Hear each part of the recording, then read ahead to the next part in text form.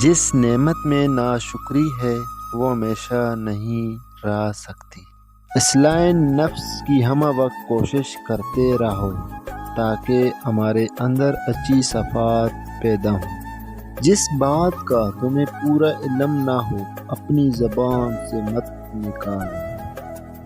جس قدر ممکن ہو لوگوں کے ہجوم سے بچو، اس طرح تمہارا دل سلامت رہے گا، نفس پاکیزہ رہے گا اور جسم کو آرام ملے گا۔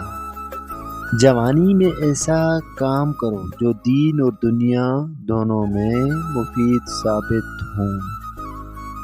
اس طرح آگ کا ایک ذرہ عالم کو تباہ کر دیتا ہے، اس طرح ایک گلہ انسان کی حالت تباہ کر دیتا ہے۔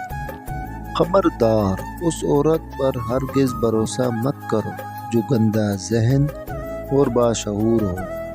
ہر قسم کے ہر طبقے کے لوگوں کو پہچانو اور ان کے ساتھ مناسب برتاؤ کرو۔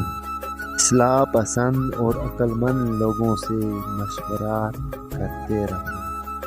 رات میں آہستہ آہستہ باتیں کرو تاکہ کوئی تمہارا دشمن تمہاری بات سن کر تمہیں نقصان نہ پہنچا دے۔